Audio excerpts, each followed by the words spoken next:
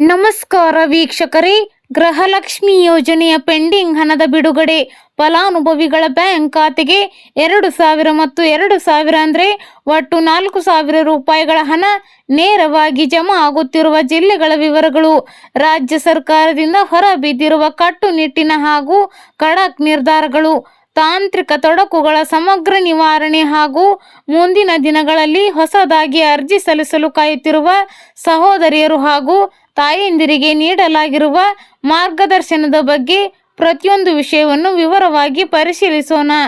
ರಾಜ್ಯ ಸರ್ಕಾರದ ಅತ್ಯಂತ ಜನಪ್ರಿಯ ಹಾಗೂ ಮಹತ್ವಾಕಾಂಕ್ಷೆಯ ಗ್ಯಾರಂಟಿ ಯೋಜನೆಗಳಲ್ಲಿ ಒಂದಾದ ಗೃಹಲಕ್ಷ್ಮಿ ಯೋಜನೆಯ ಪೆಂಡಿಂಗ್ ಹಣಕ್ಕಾಗಿ ಕಳೆದ ಹಲವು ತಿಂಗಳುಗಳಿಂದ ರಾಜ್ಯದ ಲಕ್ಷಾಂತರ ಮಹಿಳೆಯರು ಮತ್ತು ಬಡ ಕುಟುಂಬಗಳು ಕಾದು ಕುಳಿತಿದ್ದರು. ಹಲವು ಪ್ರದೇಶಗಳಲ್ಲಿ ಕೆಲವರಿಗೆ 2 ಕಂತುಗಳ ಹಣ ತಲುಪಿರಲಿಲ್ಲ. ಇನ್ನು ಕೆಲವರಿಗೆ 3 ಅಥವಾ 4 ಕಂತುಗಳ ಹಣ ಸಂಪೂರ್ಣವಾಗಿ ಸ್ಥಗಿತಗೊಂಡಿತ್ತು. ಇದರಿಂದಾಗಿ ನಮಗೆ ಇನ್ನು ಮುಂದೆ ಸರ್ಕಾರದ ಈ ಯೋಜನೆಯ ಹಣ ಬರುವುದೇ ಇಲ್ವೇನೋ, ಸರ್ಕಾರ ನಮ್ಮನ್ನು ಸಂಪೂರ್ಣವಾಗಿ ಮರೆತು ಬಿಟ್ಟಿದೆ ಎಂದು ಭಾವಿಸಿ ಅನೇಕ ತಾಯಂದಿರು ಹಾಗೂ ಸಹೋದರಿಯರು ತೀವ್ರ ಬೇಸರ ಮತ್ತೆ ನಿರಾಶೆಯಲ್ಲಿದ್ದರು. ಆದರೆ ಈಗ ಅಂತಹ ಪ್ರತಿಯೊಬ್ಬ ಗೃಹಲಕ್ಷ್ಮಿಯವರ ಮುಖದಲ್ಲೂ ಮತ್ತೆ ಹೊಸ ಮಂದಹಾಸ ಹಾಗೂ ಭರವಸೆ ಮೂಡಿಸುವಂತಹ ಬ್ರೇಕಿಂಗ್ ಸುದ್ದಿ ಹೊರ ಬಿದ್ದಿದೆ. ಸರ್ಕಾರದ ಹಂತದಲ್ಲಿ ಉನ್ನತ ಮಟ್ಟದ ಮಹತ್ವದ ಮತ್ತು ತುರ್ತು ಸಭೆಯೊಂದು ನಡೆದಿದೆ. ಉಪಮುಖ್ಯಮಂತ್ರಿ ಡಿ.ಕೆ. ಶಿವಕುಮಾರ್ ಅವರು ಹಾಗೂ ಮಹಿಳಾ ಮತ್ತು ಮಕ್ಕಳ ಕಲ್ಯಾಣ ಇಲಾಖೆ ಸಚಿವೆ ಲಕ್ಷ್ಮೀ ಹೆಬ್ಬಾಳ್ಕರ್ ಅವರು ಇಲಾಖೆಯ ಮುಖ್ಯ ಅಧಿಕಾರಿಗಳ ಜೊತೆ ಸುದೀರ್ಘವಾಗಿ ಸಮಾಲೋಚನೆ ನಡೆಸಿದ್ದಾರೆ. ರಾಜ್ಯಾದ್ಯಂತ ಗೃಹಲಕ್ಷ್ಮಿ ಯೋಜನೆ ಹಣ ಎಲ್ಲೆಲ್ಲಿ ತಾಂತ್ರಿಕ ಕಾರಣಗಳಿಂದಾಗಿ ಸ್ಥಗಿತಗೊಂಡಿದೆ, ಯಾವ ಬ್ಯಾಂಕ್ ಅಕೌಂಟ್ಗಳಲ್ಲಿ ಹಣ ಸಿಸ್ಟಮ್ ಮಟ್ಟದಲ್ಲಿ ಸಿಲುಕಿಕೊಂಡಿದೆ, ಆಧಾರ್ ಸೀಡಿಂಗ್ ಮತ್ತು KYC ಸಮಸ್ಯೆಯಿಂದ ಎಷ್ಟು ಸಾವಿರ ಮಹಿಳೆಯರಿಗೆ ತೊಂದರೆಯಾಗಿದೆ ಎಂಬುದರ ಬಗ್ಗೆ ಸಂಪೂರ್ಣ ವರದಿಯನ್ನು ತರಿಸಿಕೊಂಡು ಪರಿಶೀಲನೆ ನಡೆಸಿದ್ದಾರೆ. ಜನಸಾಮಾನ್ಯರು ಹಾಗೂ ಗೃಹಲಕ್ಷ್ಮಿಯರು ಸರ್ಕಾರದ ವಿಳಂಬ ಧೋರಣೆಯ ವಿರುದ್ಧ ಆಕ್ರೋಶ ವ್ಯಕ್ತಪಡಿಸುತ್ತಿರುವುದನ್ನು ತೀವ್ರವಾಗಿ ಪರಿಗಣಿಸಿದ ಡಿ.ಕೆ. ಶಿವಕುಮಾರ್ ಅವರು ಅಧಿಕಾರಿಗಳಿಗೆ ಅತ್ಯಂತ ಖಡಕ್ ಆದ ಸೂಚನೆಯನ್ನು ನೀಡಿದ್ದಾರೆ. ಸರ್ಕಾರದಿಂದ ಬಿಡುಗಡೆಯಾಗಿರುವ ಹಣ ತಕ್ಷಣವೇ ಅರ್ಹ ಫಲಾನುಭವಿಗಳ ಖಾತೆಗೆ ತಲುಪಲೇಬೇಕು. ಯಾವುದೇ ಕಾರಣಕ್ಕೂ ಹಣವನ್ನು ಅಧಿಕಾರಿಗಳು ಅಥವಾ ಬ್ಯಾಂಕುಗಳು ತಡೆ ಹಿಡಿಯುವಂತಿಲ್ಲ. ಎಲ್ಲಾದರೂ KYC ಅಥವಾ ತಾಂತ್ರಿಕ ದೋಷಗಳಿದ್ದರೆ ತಕ್ಷಣವೇ ತಾಲೂಕು ಮತ್ತು ಗ್ರಾಮ ಮಟ್ಟದಲ್ಲಿ ಪರಿಹರಿಸಿ ಹಣ ಬಿಡುಗಡೆ ಮಾಡಬೇಕು ಎಂದು ಕಟ್ಟುನಿಟ್ಟಾಗಿ ಆದೇಶಿಸಿದ್ದಾರೆ. ಸಚಿವೆ ಲಕ್ಷ್ಮೀ ಹೆಬ್ಬಾಳ್ಕರ್ ಅವರು ಸಹ ತಕ್ಷಣವೇ ಕ್ರಿಯಾಶೀಲರಾಗಿ ಇಲಾಖೆಯ ತಾಂತ್ರಿಕ ತೊಡಕುಗಳನ್ನು ನಿವಾರಿಸಿ ಪೆಂಡಿಂಗ್ ಇದ್ದ ಹಣವನ್ನು ಹಂತ ಹಂತವಾಗಿ ಪ್ರತಿಯೊಂದು ಜಿಲ್ಲೆಗೆ ಬಿಡುಗಡೆ ಮಾಡಲು ಎಲ್ಲ ಅಗತ್ಯ ಕ್ರಮಗಳನ್ನು ಕೈಗೊಂಡಿದ್ದಾರೆ. School holiday. ನಾಳೆ ಈ ತಾಲೂಕಿನ ಶಾಲೆಗಳಿಗೆ ರಜೆ ಘೋಷಣೆ. ಈ ಜಿಲ್ಲೆಯಲ್ಲಿ ಭಾರೀ ಮಳೆಯ ಎಚ್ಚರಿಕೆ. ಕಾವೇರಿ ಕೊಳ್ಳದಲ್ಲಿ ಪ್ರತಿಭಟನೆ ಕಿಚ್ಚು ದಗದಗಿಸೋದಕ್ಕೆ ಶುರುವಾಗಿದೆ. ಜೀವ ಬಿಟ್ಟರೂ ನೀರು ಹರಿಸಲ್ಲ ಅಂತ ಜನ ರೊಚ್ಚಿಗೆದ್ದಿದ್ದಾರೆ. ಇಂತಹ ಹೊತ್ತಲ್ಲೇ ರಾಜ್ಯದ ಹಲವು ಭಾಗಗಳಲ್ಲಿ ವರುಣ ದೇವ ಕೃಪೆ ತೋರಿದ್ದಾನೆ. ಮಹಾರಾಷ್ಟ್ರದ ಮಳೆಯ ಜೊತೆಗೆ ರಾಜ್ಯದಲ್ಲೂ ಮಳೆಯ ಅಬ್ಬರ ಶುರುವಾಗಿದೆ. ಕೊಡಗು ಜಿಲ್ಲೆಯಲ್ಲಿ ಮುಂದುವರಿದ ಭಾರೀ ಗಾಳಿ ಮಳೆ ಹಿನ್ನೆಲೆ ನಾಳೆ ಸೋಮವಾರಪೇಟೆ ತಾಲೂಕಿನ ಪ್ರಾಥಮಿಕ ಮತ್ತು ಪ್ರೌಢಶಾಲೆಗಳಿಗೆ ರಜೆ ಘೋಷಿಸಲಾಗಿದೆ. ತಾಲೂಕಿನ ಪ್ರಾಥಮಿಕ ಮತ್ತು ಪ್ರೌಢಶಾಲೆಗಳಿಗೆ ರಜೆ ಘೋಷಿಸಲಾಗಿದೆ. ಕೊಡಗು ಜಿಲ್ಲೆಯಲ್ಲಿ ದಿನದಿಂದ ದಿನಕ್ಕೆ ಮಳೆರಾಯನ ಅಬ್ಬರ ಜೋರಾಗಿದೆ. ಹವಾಮಾನ ಇಲಾಖೆಯ ಭಾರೀ ಮಳೆಯ ಮುನ್ಸೂಚನೆ ಹಿನ್ನೆಲೆ ಮುನ್ನೆಚ್ಚರಿಕೆ ಕ್ರಮವಾಗಿ ತಹಸೀಲ್ದಾರ್ ಸೂಚನೆಯಂತೆ ರಜೆ ಘೋಷಿಸಿ ಆದೇಶಿಸಲಾಗಿದೆ. ನಾಳೆ ಒಂದು ದಿನ ಪ್ರಾಥಮಿಕ ಮತ್ತು ಪ್ರೌಢಶಾಲೆಗಳಿಗೆ ರಜೆ ಘೋಷಿಸಲಾಗಿದೆ. ಜಿಲ್ಲೆಯಲ್ಲಿ ದಿನದಿಂದ ದಿನಕ್ಕೆ ಮಳೆ ಬಿರುಸು ಪಡೆಯುತ್ತಿದೆ. ಕಳೆದ ಕೆಲ ದಿನಗಳಿಂದ ಗಾಳಿ ಮಳೆಯ ಆರ್ಭಟ ಜೋರಾಗಿದ್ದು ನದಿ, ತೊರೆ, ಹಳ್ಳ ಕೊಳ್ಳ ತುಂಬಿ ಹರಿಯುತ್ತಿದೆ. ತಲಕಾವೇರಿ ಭಾಗಮಂಡಲ ವ್ಯಾಪ್ತಿಯಲ್ಲೂ ಉತ್ತಮ ಮಳೆಯಾಗಿದ್ದು ಭಾಗಮಂಡಲದ ತ್ರಿವೇಣಿ ಸಂಗಮದಲ್ಲೂ ನೀರಿನ ಮಟ್ಟ ಏರಿಕೆಯಾಗಿದೆ. ನಿರಂತರ ಮಳೆಗೆ ಕಾವೇರಿ ನದಿ ನೀರಿನ ಮಟ್ಟದಲ್ಲೂ ಗಣನೀಯ ಏರಿಕೆ ಕಂಡಿದೆ. ಹಾರಂಗಿ ಜಲಾನಯನ ಪ್ರದೇಶದಲ್ಲೂ ಭರ್ಜರಿ ಮಳೆಯಾಗಿದ್ದು 408 ಕ್ಯೂಸೆಕ್ಸ್ ನೀರು ಜಲಾಶಯಕ್ಕೆ ಹರಿದು ಬಂದಿದೆ. ಒಳಹರಿವು ಹೆಚ್ಚಿದ ಹಿನ್ನೆಲೆ 3700 ಕ್ಯೂಸೆಕ್ಸ್ ನೀರು ನದಿಗೆ ಬಿಡುಗಡೆ ಮಾಡಲಾಗಿದೆ. ಮತ್ತೆ ಮಳೆ ಚುರುಕಾದ ಹಿನ್ನೆಲೆ ಕೊಡಗಿನ ರೈತರ ಮೊಗದಲ್ಲಿ ಮಂದಹಾಸ ಮೂಡಿದೆ. ಇವತ್ತು 22 ಕ್ಯಾರೆಟ್ ಮತ್ತು 24 ಕ್ಯಾರೆಟ್ ಚಿನ್ನ ಹಾಗೂ ಬೆಳ್ಳಿಯ ಬೆಲೆಗಳು ಯಾವ ರೀತಿ ಇದೆ, ನೆನ್ನೆಗೆ ಹೋಲಿಕೆ ಮಾಡಿದ್ರೆ ಇಂದು ಕಡಿಮೆಯಾಗಿದೆಯಾ ಅಥವಾ ಜಾಸ್ತಿಯಾಗಿದೆಯಾ ಅನ್ನೋದರ ಬಗ್ಗೆ ಸಂಪೂರ್ಣವಾಗಿ ಮಾಹಿತಿಯನ್ನು ತಿಳಿದುಕೊಳ್ಳೋಣ.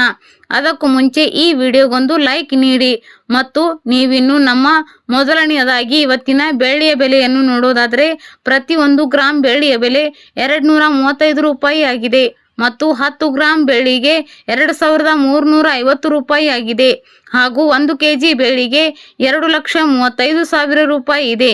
ಇನ್ನು ಈ ಬೆಲೆಗಳನ್ನು ನಿನ್ನೆಗೆ ಕಂಪೇರ್ ಮಾಡಿದ್ರೆ ಇಂದು ಬೆಳ್ಳಿಯ ದರದಲ್ಲಿ ಯಾವುದೇ ಬದಲಾವಣೆ ಕಂಡು ಬಂದಿಲ್ಲ.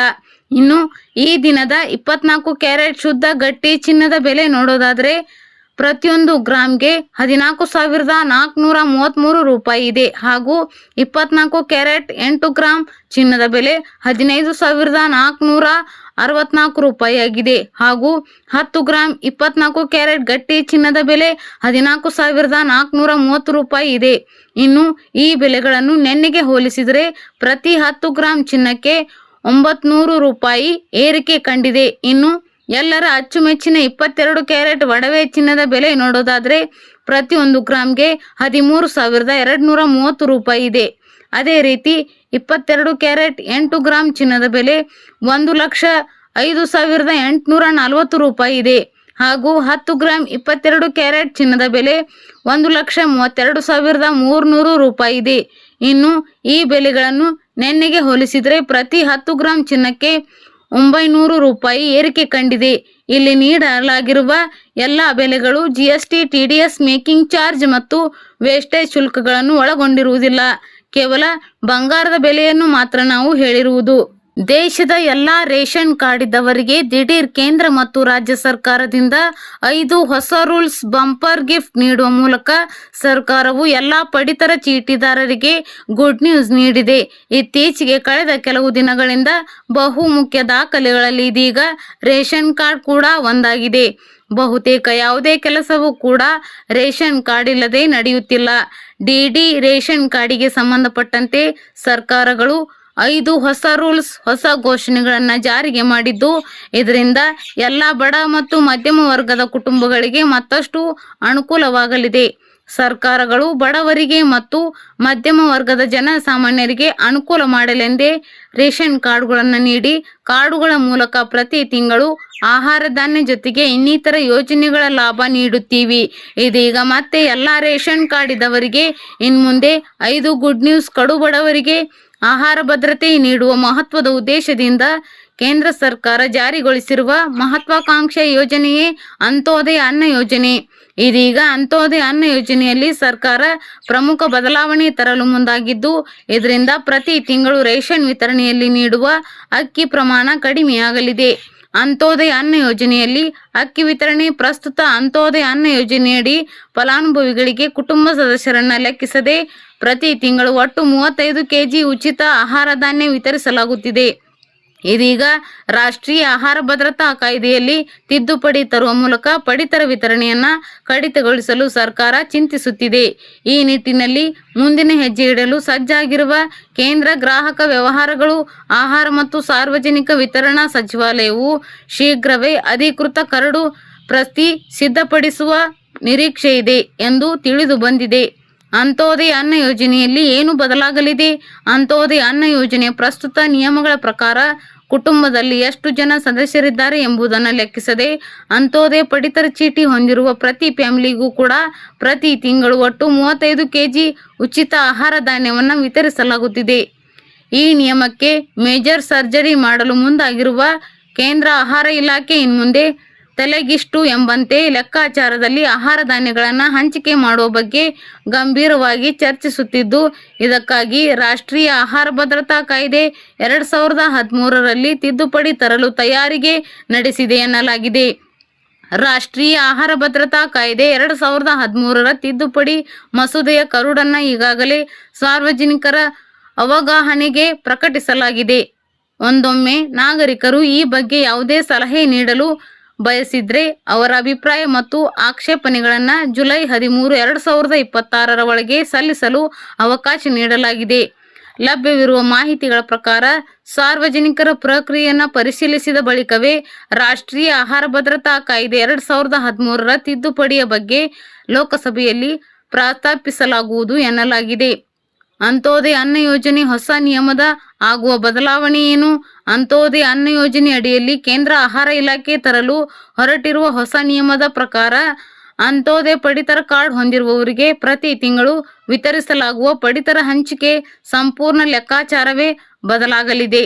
ಹೊಸ ನಿಯಮಗಳ ಪ್ರಕಾರ ಅಂತ್ಯೋದಯ ಅನ್ನ ಯೋಜನೆ ಕಾರ್ಡ್ ಹೊಂದಿರುವ ಕುಟುಂಬದಲ್ಲಿ ಪ್ರತಿ ಸದಸ್ಯರಿಗೆ 7 ಕೆಜಿ ಆಹಾರ ಧಾನ್ಯವನ್ನು ವಿತರಿಸಲು ನಿರ್ಧರಿಸಲಾಗುತ್ತಿದೆ.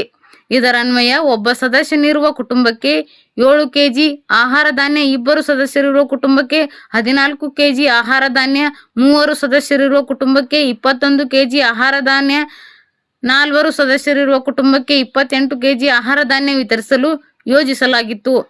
5 ಮಂದಿ ಅಥವಾ ಅದಕ್ಕಿಂತ ಹೆಚ್ಚಿನ ಸದಸ್ಯರನ್ನು ಹೊಂದಿರುವ ಕುಟುಂಬಗಳಿಗೆ ಗರಿಷ್ಠ 35 ಕೆಜಿ ಆಹಾರ ಧಾನ್ಯವನ್ನು ನಿಗದಿಪಡಿಸಲು ಚಿಂತನೆ ನಡೆಸಲಾಗಿದೆ. ಅಂತ್ಯೋದಯ ಅನ್ನ ಯೋಜನೆಯ ಈ ನಿರ್ಧಾರದಿಂದ ಯಾರಿಗೆ ನಷ್ಟ? ಅಂತ್ಯೋದಯ ಅನ್ನ ಯೋಜನೆಯಡಿ ಆಹಾರ ವಿತರಣಾ ನಿಯಮದಲ್ಲಿ ಬದಲಾವಣೆಗೆ ಮುಂದಾಗಿರುವ ಕೇಂದ್ರ ಸರ್ಕಾರ ಈ ನಿರ್ಧಾರವು ಒಬ್ಬಿಬ್ಬರು ಸದಸ್ಯರಿರುವ ಕುಟುಂಬಗಳಿಗೆ ಭಾರಿ ನಷ್ಟವಾದರೆ 5 ಜನರಿಗಿಂತ ಹೆಚ್ಚಿನ ಸದಸ್ಯರನ್ನು ಹೊಂದಿರುವ ಕುಟುಂಬಗಳಿಗೆ ಒಂದು ರೀತಿಯ ಆಘಾತಕಾರಿ ನಿರ್ಧಾರ ಅಂತಲೇ ಹೇಳಲಾಗುತ್ತಿದೆ.